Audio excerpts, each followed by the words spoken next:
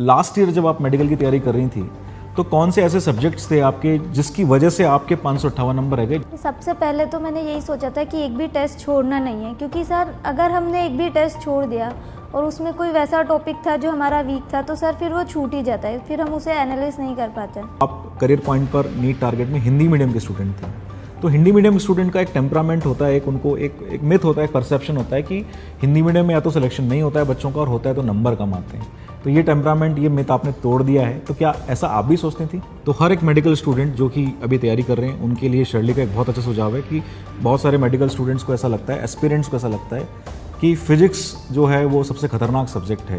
तो आपकी क्या स्टाइल थी फिजिक्स पढ़ने की? आप कैसे फिजिक्स पढ़ते थे? नमस्कार दोस्तों, आज हमारे साथ में है शर्ली सुमन जो कि करियर पॉइंट नीट टारगेट की स्टूडेंट हैं। ये आज हमारे साथ इसलिए बैठी हैं क्योंकि आज ये डॉक्टर बन चुकी हैं, और डॉक्टर इसलिए बनी हैं क्योंकि नीट 2023 का आज रिजल्ट घोषित हुआ है और शर्ली ने 659 या लगभग 660 नंबर इसमें अचीव किए हैं। आपको लग रहा होगा कि बहुत आम बात है, 660 नंबर आ जाते हैं, परंतु मैं थोड़ा सा शर्ली के बारे में आपको बताऊं। पिछले साल शर्ली जब करियर पॉइंट में एडमिशन लेने आई तो बहुत घबराई हुई थी। नीट 2022 का एग्ज़ाम दे चुकी थी और उस समय इनके 558 नंबर थे। लगभग बीडीएस की इनको सीट मिल जाती, इनका मानस भी यही था कि बीडीएस की सीट इनको मिल जाएगी और जाके अपना कोर्स शुरू कर सकती हैं, परंतु इनके फादर की इच्छा थी कि ये रिपीट करें और सिस्टम के साथ में आगे बढ़ें और इम्प्रूवमेंट करें। जब इनको समझाया गया कि करियर पॉइंट की हमारी क्या टीचिंग मेथोडोलॉजी है, किस तरह से हम पढ़ाते हैं और किस तरह से आपके मार्क्स इंप्रूव होंगे, तो इन्होंने उस पर विश्वास किया और पूरे साल भर बहुत जीतोड़ मेहनत इन्होंने की। और उसके बाद में आज जब इनके लगभग 660 नंबर बने हैं तो ये finally MBBS government medical college से करने वाली हैं, जो कि काउंसलिंग में ये डिसाइड कर लेंगे इनको कहाँ जाना है। तो शर्ली, कॉन्ग्रेचुलेशंस बेटा। Thank you sir. तो ये जो आज हम शर्ली से बात करने जा रहे हैं, इसका हमारा जो ऑब्जेक्टिव है वो ये है कि शर्ली जैसे बहुत सारे स्टूडेंट्स ये असमंजस में रहते हैं कि हमें रिपीट करना चाहिए या नहीं करना चाहिए, और शर्ली की ऐसी कौन सी खास बातें रही हैं जो पूरे साल भर इसने फॉलो करी और जिसके मद्देनज़र आज इसका इतना शानदार रिजल्ट आया है। तो शर्ली, सबसे पहले तो आप ये बताइए, जब आप लास्ट ईयर जब आप मेडिकल की तैयारी कर रही थी तो कौन से ऐसे सब्जेक्ट्स थे आपके जिसकी वजह से आपके 558 नंबर रह गए, जहाँ आपको लगा कि यहाँ मैं कमज़ोर रह गई? सर मेरे जो सबसे कम मार्क्स थे वो बायो में ही थे। मेरे 305 थे बायो में। फ़िज़िक्स हम जैसा पिछले साल तो इजी भी थी, फ़िज़िक्स तो इजी ही आ रही है, तो फ़िज़िक्स में तो 135 थे, मतलब उसकी वजह से सिलेक्शन रुकने वाला नहीं था। बट बायो और केमिस्ट्री में भी मेरे 119 ही थे, तो ये दो सब्जेक्ट थे इनकी वजह से मेरा।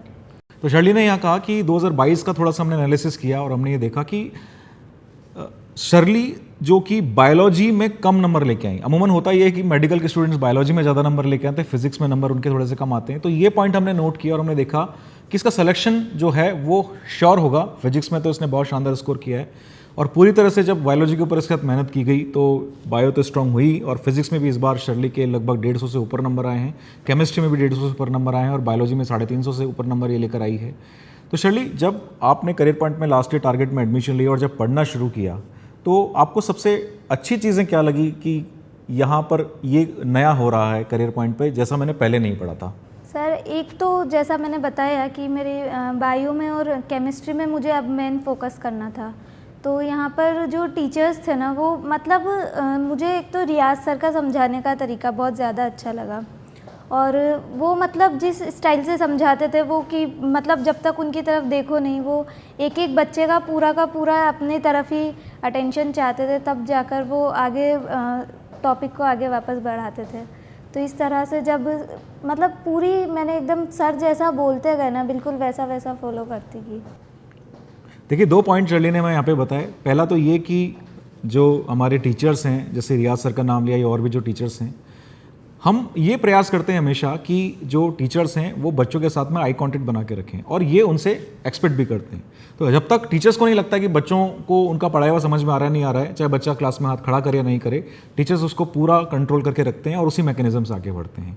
और दूसरा, क्लास में कोई प्रेशर शर्ली को कभी फील नहीं हुआ, क्योंकि जो नीट का प्रेशर ये यहाँ लेकर आई थी, जब महीने 2 महीने बाद शर्ली से लगातार बात होती रही तो इसका प्रेशर डाउन होता गया और एक बहुत बड़ी वजह रही। चलिए शर्ली, ये तो आपने आपके कॉन्फिडेंस के बारे में बता दिया। अब आते हैं हम टेस्ट के बारे में। हम टेस्ट की बात करते हैं कि जो आपके पीरियोडिक टेस्ट होते थे या जो आपके मेजर टेस्ट सीरीज हुई या डेली टेस्ट सीरीज हुई, उसमें आपने क्या सोचा कि मुझे क्या करना है और क्या सोचकर फिर उन टेस्ट को आपने दिया? सबसे पहले तो मैंने यही सोचा था कि एक भी टेस्ट छोड़ना नहीं है, क्योंकि सर अगर हमने एक भी टेस्ट छोड़ दिया और उसमें कोई वैसा टॉपिक था जो हमारा वीक था, तो सर फिर वो छूट ही जाता है, फिर हम उसे एनालाइज नहीं कर पाते। तो सबसे पहले तो सारे टेस्ट को देना था, ये मैं श्योर थी, चाहे मार्क्स कितने भी आए। फिर उसके बाद ये था कि हर एक टेस्ट का प्रॉपर एनालिसिस करना है, एकदम क्वेश्चन नंबर, फिर उसका टॉपिक, फिर उसमें मैंने क्या गलती की, हो सकता है सिली मिस्टेक ही की हो, तो उसके लिए टॉपिक पढ़ने की ज़रूरत नहीं थी।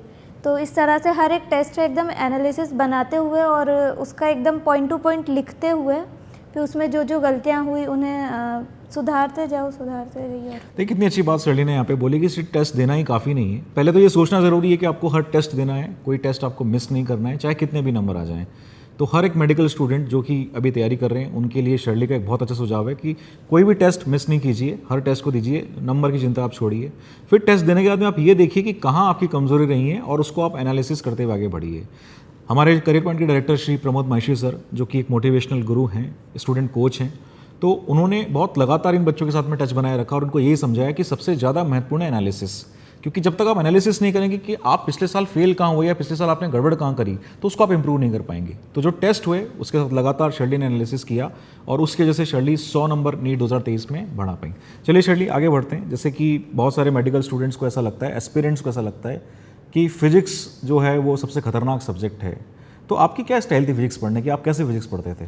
सर सबसे पहला तो ये होता है ना कि मैक्सिमम मतलब मेरे भी फ्रेंड्स थे, सबके साथ यही होता है कि सबको फार्मूलाज याद होते हैं, सबकी शीट्स कंप्लीट होती है, बट बस सिर्फ खाली वहाँ एग्ज़ाम का जो होता है ना प्रेशर, उसी में वो उतने क्वेश्चंस कर नहीं पाते, उतना टाइम भी नहीं बच पाता है, क्योंकि टाइम मैनेजमेंट बहुत ज़्यादा ज़रूरी होता है। तो उसके लिए ना बस ये करो कि डेली अपना बनाकर रख लो कि हाँ मुझे इतने क्वेश्चन करने। जैसा सीपी की तो शीट में भी बहुत सारे क्वेश्चन है हर एक एक्सरसाइज में। तो अगर आप जितने दिन चैप्टर चल रहा है ना उसके हिसाब से बना लो कि मुझे 25 क्वेश्चन डेली करने हैं या 15 क्वेश्चन डेली करने हैं, और जो डाउट आए ना उसे दूसरे दिन ही फटाफट से क्लियर कर लो।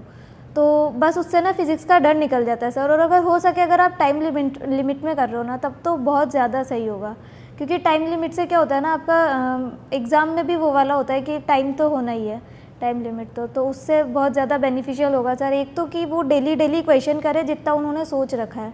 ज़रूरी नहीं है कि आप 50 ही करो या जितना भी हो सकता है आप भले 10 क्वेश्चन करो, 15 करो, लेकिन वो एकदम कंसिस्टेंसी बनाकर रखो उसमें कि चाहे दूसरे दिन टेस्ट है तब भी आप वो 15 क्वेश्चन तो कर ही रहो। जो टॉपिक चल रहा है रनिंग में उसी के कर रहे हैं, आगे पीछे के तो ये आपके ऊपर डिपेंड करता है कि आपके पास कितना टाइम बच रहा है, बट जो टॉपिक चल रहा है उसके भी अगर आप डेली करोगे और डेली उसके डाउट्स भी क्लियर करते जाओगे, तो सर वो फिज़िक्स का जो डर है ना वो निकल जाएगा। क्योंकि डर ही होता है, अगर शीट कंप्लीट और फार्मूला सारे याद है ना तब तो फिर डर ही है, और वो क्वेश्चन प्रैक्टिस से ही निकलेगा। बहुत बढ़िया। देखिए शर्ली ने यहाँ पर कितनी अच्छी बात कही है कि ऐसे बच्चे जो इस वीडियो को भी देख रहे हैं और मेडिकल की तैयारी कर रहे हैं और फिजिक्स से डरते हैं, तो पहली बात तो फिजिक्स का डर मन से निकाल दीजिए। फिजिक्स भी एक सब्जेक्ट ही है नॉर्मल। हाँ, उसको करने का तरीका ये है कि आपको रेगुलरिटी रखनी पड़ेगी, डिसिप्लिन अप्रोच के साथ में काम करना पड़ेगा। जो मॉड्यूल्स होते हैं, जो एक्सरसाइज शीट्स होती हैं, उनको कंप्लीट करना पड़ेगा और टाइम फ्रेम में कंप्लीट करना पड़ेगा। अगर आपने टाइम फ्रेम में यानी घड़ी लगाकर आपने एक्सरसाइज शीट को सॉल्व करना शुरू किया और हाथों हाथ उसके डाउट आपने रिजॉल्व करवा लिए अपने फैकल्टी मेंबर्स के साथ में, तो फिजिक्स का डर एकदम खत्म हो जाता है। मेनली फार्मूला पे कॉन्सेप्ट आपको जो है कंसंट्रेशन करना होता है, जो कि शर्ली ने भी किया कि कोई फार्मूला इसने मिस नहीं किया, सारे फार्मूलाज इसको अच्छी तरह से याद थे, अच्छी तरह से इसने प्रैक्टिस की थी। और फिजिक्स में अगर एक बार कॉन्फिडेंस आ जाता है तो उसके बाद में जो केमिस्ट्री और बायोलॉजी है, कहा जाता है या ऐसा पिछले 10 साल की प्रैक्टिस में देखा गया है कि मैक्सिमम जो है एनसीईआरटी को फॉलो करते हैं, खास करके बायोलॉजी पूरा एनसीईआरटी पे आता है। चलो एनसीईआरटी का नाम आया तो शर्ली एक और क्वेश्चन, आपने एनसीईआरटी को कैसे पढ़ा था, मतलब आपका क्या तरीका था एनसीईआरटी पढ़ने का? सर सबसे पहले तो बायो की एनसीईआरटी सबसे ज़्यादा इंपॉर्टेंट होती है, तो पहले बायो की बात कर लेते हैं। बायो में क्या किया था ना मैंने कि अगर कोई चैप्टर अगर मान लो 5 दिन चल रहा है, तो मैं ऐसा नहीं है कि जैसे सर ने अगर कोई टॉपिक पढ़ा दिया, जैसे अगर आज सर ने कैंसर पढ़ाया तो मैंने बस कैंसर का ही पढ़ा है। मैं जितना शुरू से लेकर इम्यूनिटी और सारे डिसीज़ वगैरह सब पढ़कर फिर लास्ट में कैंसर भी पढ़ती थी। मतलब अगर वो चैप्टर अगर 7 दिन चल रहा है ना, तो मेरा वही एनसीईआरटी 7 बार तक मेरी रीड हो जाती थी। जितना सर ने पढ़ाया वो भी मेरे को पढ़ना है और पहले का भी जितना हो चुका उतना। तो उससे क्या होता है ना, अगर हम बार बार पढ़ते हैं ना तो वो चीज़ एकदम दिमाग में सेट हो जाती है, तो फिर भूलते नहीं हैं। और केमिस्ट्री में तो ये था कि केमिस्ट्री के ना नोट्स में ही सर लोग सब कुछ लिखवा देते हैं, तो एक बार आपका ना बस खाली फॉर्मेलिटी रह जाती है केमिस्ट्री के एनसीईआरटी पढ़ने में। तो तो अगर उसमें लगे ना कि कोई टॉपिक छूट रहा है सर से या कोई लाइन छूट गई, तो उसे कॉपी के टॉप पर ही जाकर लिख लो रजिस्टर के, या साइड में स्टिकी नोट से चिपका लो। केमिस्ट्री की एनसीईआरटी ऐसा नहीं है कि बार बार पढ़ रहे हो, जैसे हम लोग बायो की पढ़ते हैं एग्ज़ाम टाइम पर भी। केमिस्ट्री के नोट्स ही मैंने पढ़े थे, क्योंकि सर लोग के नोट्स बहुत अच्छे थे। और अगर मुझे कुछ लगता था कि नहीं ये इंपॉर्टेंट है, मिस हो गया, तो मैं उसे कॉपी के ऊपर ही लिख लेती थी टॉप पर। तो केमिस्ट्री की 1-2 बार ही पढ़ी थी मैंने। और फिज़िक्स का तो ऐसा बस पेज पलट कर ही देखा था। उसके मेन सर ने कहा था उसके न्यूमेरिकल्स कर लेना, टेक्स्ट सिंटैक्स वाले, तो बस वही किए थे। तो शर्ली ने बताया कि एनसीईआरटी पढ़ने का एक नया तरीका देखिए यहाँ से इजाद हुआ है, जो कि आप फॉलो कर सकते हैं।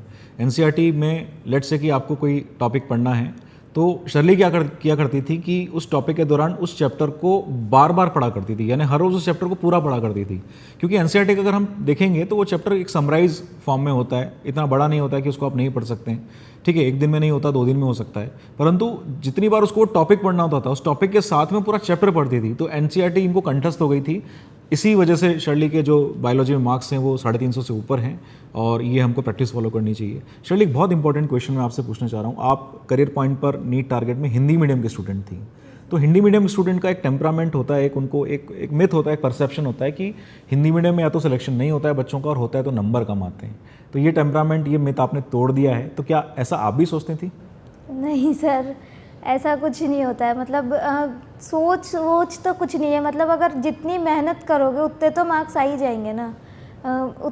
और फिर अगर कुछ लगे तो टीचर्स से बात कर लो। वैसे तो टीचर्स लोग जो है वो हम लोग को हमेशा मोटिवेटेड रखते हैं, और वही हमें बताते रहते हैं कि, और हम लोग में तो ये था कि टीचर्स हमेशा वैसा भी बोल दिया करते थे कि इस बारे में भी बात करते थे, और कि हम लोग भी हिंदी मीडियम से थे तो उनकी अपनी वो बताते रहते थे कहानी कि हाँ ऐसा ऐसा होता था, ये होता था।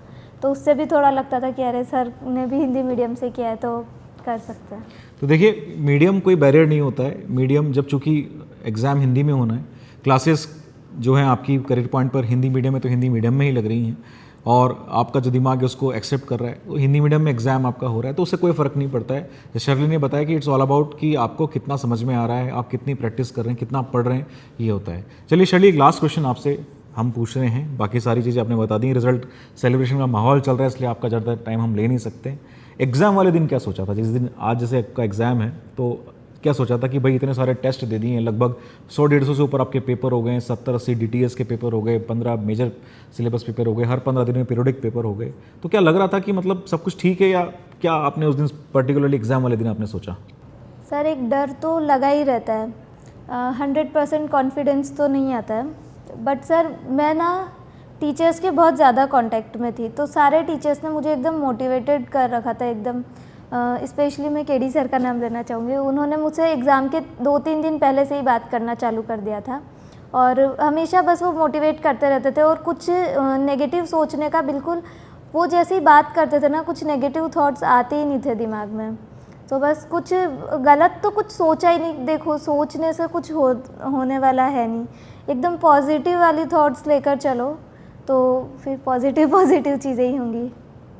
बहुत बढ़िया। तो देखिए शर्ली ने एक्चुअल में लास्ट में ये देखा कि मुझे टीचर के संपर्क में रहना है। टीचर्स एक्चुअली जो आपको पढ़ाते हैं उनके सबसे ज़्यादा आप कॉन्टेक्ट में पूरे साल रहते हैं, और लास्ट एग्ज़ाम तक अगर आपके वो कॉन्टेक्ट में बने हुए हैं तो पॉजिटिव अपने आप पॉजिटिविटी आ जाती है, घबराहट अपने आप खत्म हो जाती है। तो ऐसे बच्चे जो कि एग्ज़ाम की तैयारी करते हैं अपने टीचर्स के साथ में लगातार बने रहें। करियर पॉइंट पर एक पूरा माहौल है कि हम इंडिविजुअल जो पर्सनल अटेंशन है उस पर बहुत फोकस करते हैं। तो जैसे कि केडी सर का नाम शर्ली ने लिया, वो इनके मेंटर थे, इनको मेंटर असाइन थे, लास्ट तक इनके साथ में बने रहे, एग्ज़ाम के दिन तक बने रहे, एग्ज़ाम के बाद भी बने रहे, और जब एग्ज़ाम के बाद इन्होंने मार्क्स बताए तब जाके इन्होंने चैन की सांस ली।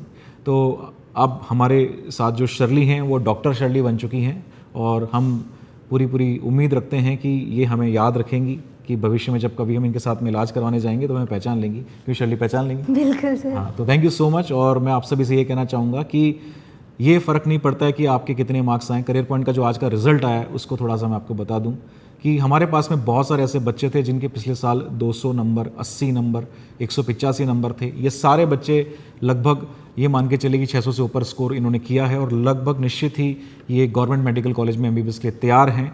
18 बच्चे हमारे पास में ऐसे हैं जो कि 650 से जिन्होंने ऊपर स्कोर किया है, और हर 10वां विद्यार्थी करियर पॉइंट से गवर्नमेंट मेडिकल कॉलेज से MBBS करने के लिए तैयार है। So thank you so much. आगे और भी अपडेट्स के लिए आपके साथ में बने रहेंगे। धन्यवाद।